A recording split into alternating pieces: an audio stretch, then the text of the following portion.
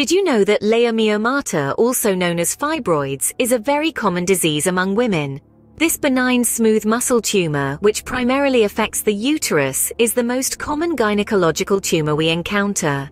The prevalence is striking, with about 40 to 50% of pre-menopausal women over the age of 35 being diagnosed with Leiomyomata. This condition is not limited to any specific demographic or region. However, it's noteworthy that it's more common in African American women, where the fibroids tend to be larger and occur at an earlier age. Leiomyomata, despite being benign, are a common reason for major surgery in females due to the discomfort and complications they can cause. As we move forward, we'll delve deeper into the complexities of this condition, exploring its pathogenesis, clinical features, investigation methods, and treatment options. So, let's delve deeper into the factors that contribute to the development of this common disease. Ever wondered what triggers the growth of these benign tumors in the uterus? Well, let's delve into the pathogenesis of Leiomyomata. The development of Leiomyomata, or uterine fibroids, involves a complex interplay of hormones and cellular processes. Estrogen, the primary female sex hormone, plays a crucial role by stimulating the monoclonal proliferation of smooth muscle. In simpler terms, it encourages the growth of identical muscle cells, leading to the formation of these benign tumors. Meanwhile, progesterone, another key hormone, stimulates the production of proteins that inhibit apoptosis, the programmed cell death. This means instead of dying off as they naturally should, these cells continue to multiply and grow, contributing to the formation and growth of the fibroids. But what happens when these fibroids continue to grow? Well, they can undergo a series of degenerative changes. These changes occur when the tumor outgrows its blood supply, a phenomenon known as necrosis. The most common degenerative change is hyaline degeneration, where the muscle tissue is replaced by a glassy, homogeneous substance. Then we have cystic degeneration, which results from the breakdown of the hyaline. There's also the red or carneous degeneration, which involves hemorrhage into the tumor and can occur in pregnancy. Other degenerative changes include fatty degeneration, calcification, and the rare sarcomatous degeneration. In some cases, we may even see parasitic myoma, where the tumor attaches itself to another organ, develops a new blood supply, and loses its connection to the uterus. Each of these changes presents differently in terms of symptoms and complications, which we will explore further in the next part of our discussion. Understanding the cause is the first step towards effective management.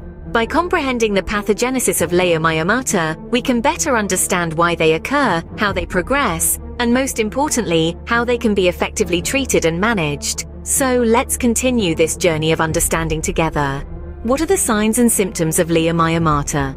Leiomyomata, or fibroids, can be a bit of a conundrum.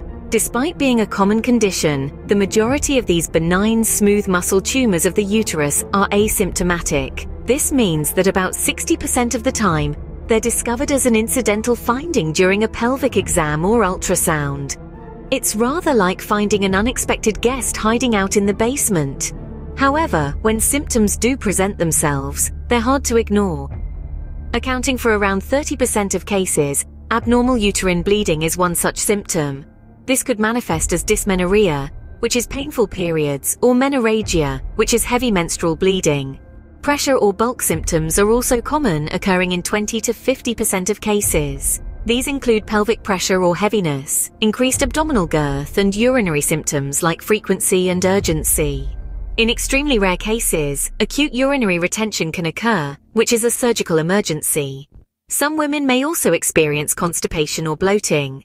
Acute pelvic pain can also be a symptom of Leiomyomata, often resulting from fibroid degeneration or torsion, especially in the case of pedunculated subserosal fibroids.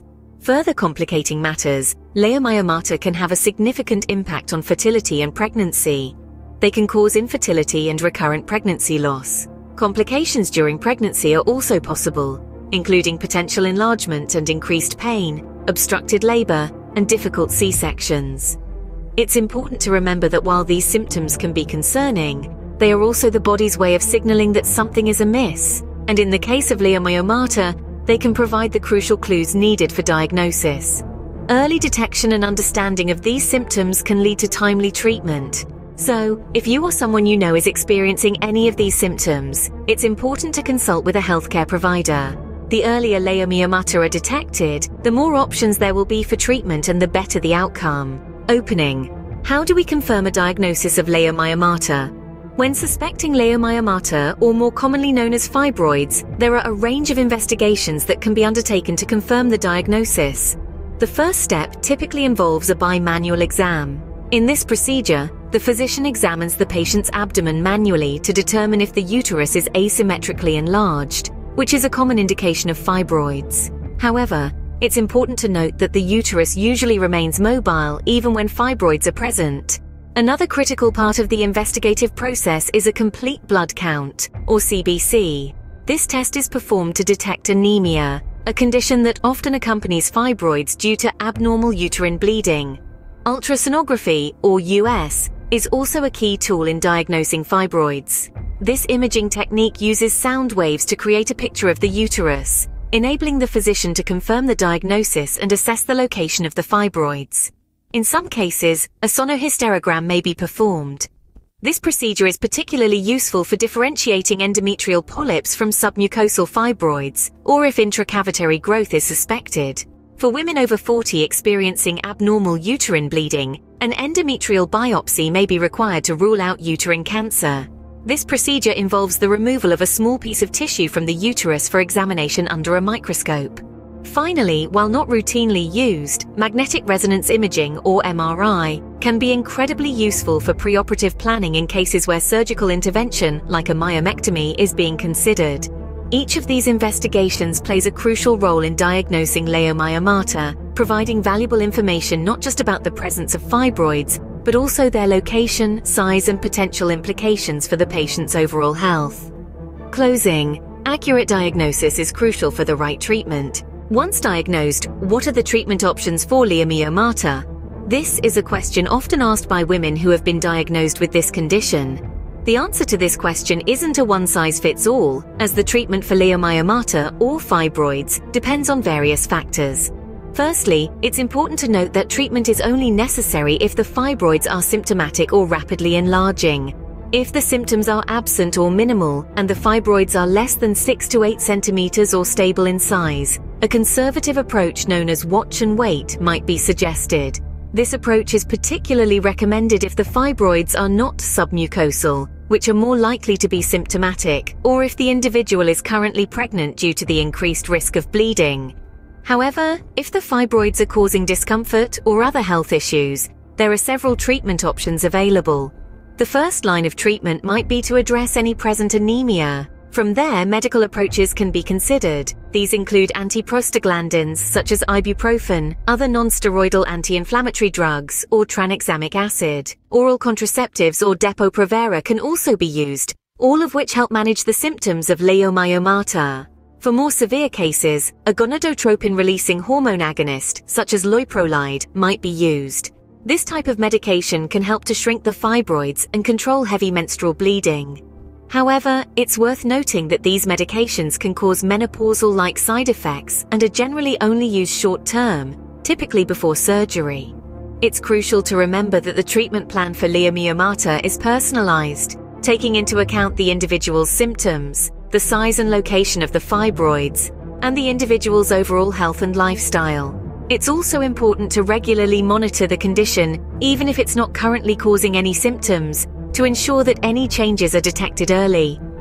In conclusion, treatment is personalized, depending on the symptoms and the individual's overall health. It's essential to have open conversations with your healthcare provider to understand your options and make informed decisions about your health. So we've learned quite a bit about Leiomyomata today. We now know that Leiomyomata or fibroids are benign smooth muscle tumors of the uterus, the most common gynecological tumor. They are diagnosed in 40 to 50% of pre-menopausal women over the age of 35, with a higher prevalence in African Americans. These fibroids often remain asymptomatic, but can cause abnormal uterine bleeding, pressure and bulk symptoms, and in rare cases, acute pelvic pain, infertility, and complications during pregnancy. We learned about the importance of bimanual exams, ultrasound, and occasionally MRI for diagnosis, and the need for an endometrial biopsy for abnormal uterine bleeding, especially in women over 40. Treatment options range from a conservative watch-and-wait approach to medical interventions, including antiprostaglandins, tranexamic acid, and GnRH agonist. Remember, early detection and understanding of symptoms can lead to timely and effective treatment. Stay informed, stay healthy. We hope you found this video on Leiomyomata informative and helpful. It's our mission here at Medsign Health 360 to provide you with accurate and helpful medical information. If you appreciate our efforts and want to support us, please take a moment to give us a thumbs up and subscribe to our channel. Every subscription and like we receive encourages us to continue creating high-quality, easy-to-understand medical content. Our channel has many more videos on a range of medical and health topics, all designed to keep you informed for better health and a better life. Thank you for watching. Stay informed, stay healthy.